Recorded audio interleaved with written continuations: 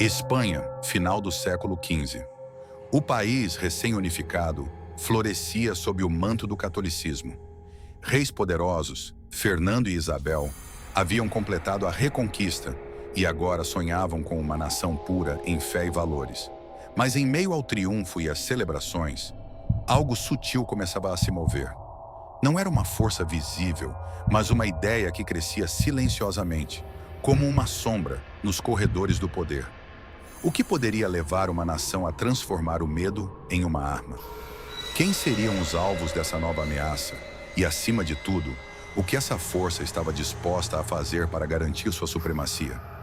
Enquanto o sol do catolicismo se erguia, uma escuridão se espalhava pelas ruas, templos e lares da Espanha. A Inquisição estava nascendo, mas o que estava para acontecer era muito mais aterrorizante do que qualquer um poderia prever. Explorando o passado, entendendo o presente. Bem-vindo às curiosidades da história. Em 1478, o Reino de Espanha estava em uma encruzilhada histórica. Sob o reinado dos reis católicos, Fernando de Aragão e Isabel de Castela, a Espanha finalmente alcançava a unificação. Mas com essa unidade, veio a necessidade de solidificar a identidade da nação sob uma única fé.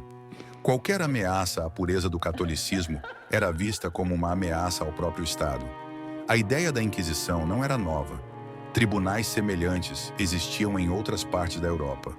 Mas o que estava para acontecer na Espanha era algo muito mais poderoso e abrangente. Em uma época em que a fé era sinônimo de lealdade, o conceito de heresia tornava-se não apenas um pecado religioso, mas um crime contra o Estado. Os primeiros alvos eram claros: judeus convertidos ao cristianismo, os chamados conversos, que muitos acreditavam ainda praticar o judaísmo em segredo. Muçulmanos convertidos, os moriscos, também estavam sob vigilância. E, eventualmente, qualquer um que não se adequasse ao rigor da ortodoxia católica poderia ser denunciado. Sob a liderança de Tomás de Torquemada, nomeado inquisidor-geral, a máquina da Inquisição começou a se mover. O objetivo era claro: erradicar qualquer forma de heresia e garantir que a nova Espanha fosse inabalavelmente católica. Torquemada, um homem devoto mas implacável, via a fé como algo a ser purificado a qualquer custo. Ele não via o tribunal como um simples instrumento de justiça, mas como uma ferramenta para controlar a alma da nação. Judeus, muçulmanos, protestantes e até mesmo cristãos que falhassem em demonstrar uma fé pura eram perseguidos.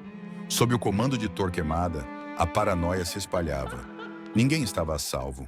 Todos eram suspeitos. Os julgamentos da Inquisição não eram meros processos judiciais.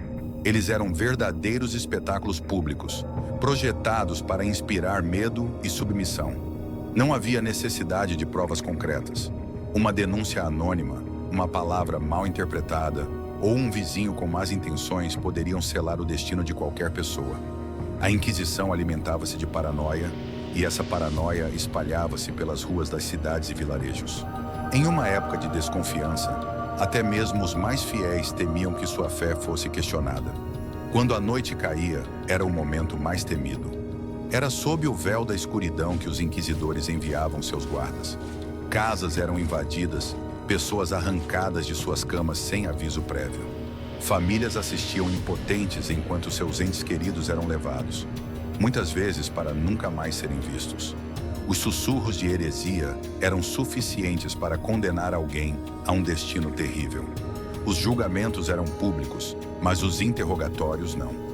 Estes aconteciam nas profundezas escuras dos calabouços da Inquisição, onde o único som era o das correntes e os gritos abafados. A verdade, na visão dos inquisidores, não era revelada por palavras, mas pela dor. A confissão era arrancada do corpo através de instrumentos de tortura que variavam em crueldade. Polias que esticavam os membros até os ossos se romperem, rodas de estiramento, garras de ferro que queimavam a carne. A cada grito, a crença dos inquisidores se fortalecia. Se confessava, era culpado. Se morria, sua alma estava perdida. Dentro dessas câmaras, a esperança era um luxo que poucos podiam se dar. Uma vez acusado, as chances de escapar eram mínimas. E mesmo aqueles que conseguissem confessar e sobreviver aos tormentos eram muitas vezes destinados à fogueira. O tribunal dos hereges não era um lugar de misericórdia, mas sim um instrumento de terror absoluto. A Inquisição não conhecia limites em seus métodos. Para eles, a verdade só podia ser arrancada à força, e a alma só era purificada através do sofrimento. As ferramentas da tortura, meticulosamente desenhadas, não eram apenas para infligir dor física. Elas eram projetadas para quebrar o espírito. O estiramento forçava os ossos a se separarem das juntas. A cadeira de Judas fazia com que cada movimento se tornasse uma nova fonte de agonia, enquanto a tortura da água simulava o afogamento repetidamente. Cada uma dessas práticas tinha um único propósito: obter uma confissão. Para os inquisidores, a confissão era a prova de culpa, mas a lógica era perversa. Aqueles que negavam as acusações eram considerados culpados por sua resistência. Aqueles que confessavam sob tortura apenas confirmavam as suspeitas.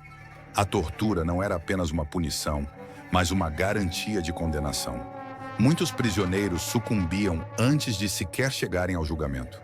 Seus corpos fracos, machucados e quebrados não podiam suportar a dor prolongada. Os que sobreviviam às sessões de tortura muitas vezes confessavam crimes que nunca cometeram, apenas para evitar uma dor ainda maior. Mas uma confissão não era o fim de sua aprovação. Pelo contrário, muitos aguardavam um destino ainda mais sombrio: a execução pública. Sob os olhos atentos da Inquisição, não havia escapatória. Para a Inquisição, capturar e torturar os hereges não era o suficiente. A mensagem precisava ser clara. Qualquer um que se desviasse da fé católica enfrentaria não apenas a dor, mas a humilhação e a destruição pública.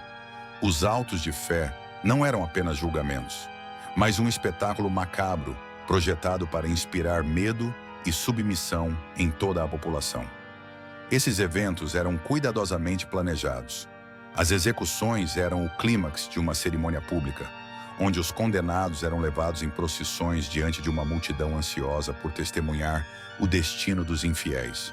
Vestidos com trajes que indicavam sua heresia, os prisioneiros eram expostos como exemplo do que acontecia a qualquer um que ousasse desafiar a autoridade da igreja. Para os inquisidores, era um momento de reafirmação do poder. Diante das massas, eles liam as acusações em voz alta, enquanto os prisioneiros, já sem forças, aguardavam sua sentença final. Para muitos, a fogueira era o destino inevitável. Quando as chamas eram acesas, a multidão assistia em silêncio, enquanto o fogo consumia não apenas os corpos, mas qualquer esperança de resistência. Os autos de fé se tornaram um símbolo duradouro de opressão, onde o medo e o espetáculo público se combinavam para manter o controle absoluto da igreja sobre as mentes e corpos dos cidadãos. Esses eventos mostravam que não havia lugar para o desvio da fé e que a punição para tal era final e absoluta. A Inquisição espanhola deixou cicatrizes profundas e duradouras na sociedade. Comunidades inteiras foram destruídas, famílias separadas, tradições milenares apagadas.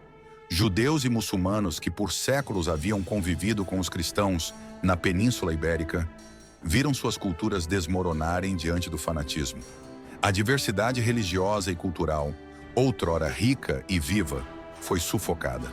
Sinagogas e mesquitas, que outrora eram centros de aprendizado e espiritualidade, foram abandonadas, suas ruínas permanecendo como testemunhas silenciosas de uma era de repressão. Os arquivos da Inquisição, meticulosamente guardados, mostram a magnitude da devastação. Milhares de nomes, de todas as classes e credos, estão registrados como vítimas desse tribunal de terror. Mas o controle da Igreja sobre a sociedade, reforçado pela Inquisição, também gerou algo inesperado: o surgimento de resistências intelectuais e filosóficas. A brutalidade do sistema plantou sementes de dúvida. Questionamentos começaram a surgir lentamente, desafiando a opressão e inspirando gerações futuras a lutar por liberdade de pensamento e crença. Embora a Inquisição tenha destruído incontáveis vidas e culturas, ela também acendeu o fogo do questionamento que moldaria o pensamento moderno e abriria caminho para a reforma, o iluminismo e a eventual secularização das sociedades europeias. A Inquisição Espanhola, uma das instituições mais temidas e poderosas da história, só chegou ao fim oficialmente no século XIX. Mas seu legado de medo, destruição e intolerância continuou a ressoar por gerações. As cicatrizes que ela deixou na sociedade, na cultura e na fé são profundas e dolorosas, e o sofrimento das vítimas nunca foi completamente apagado. Hoje, olhamos para esse período sombrio da história como um alerta, um lembrete do que acontece quando o fanatismo e a intolerância são usados como armas de poder. A Inquisição, com suas fogueiras e tribunais, tornou-se um símbolo do perigo de ideologias que buscam o controle absoluto sobre a mente e o espírito. Embora as fogueiras da Inquisição tenham se apagado, o eco de seus horrores continua a ressoar na história da humanidade. E enquanto houver memória, haverá lição. Explorando o passado e entendendo o presente, inscreva-se em nosso canal, nos ajude a crescer cada vez mais compartilhando o vídeo. Se gostou, curta e ative o sininho. Obrigado.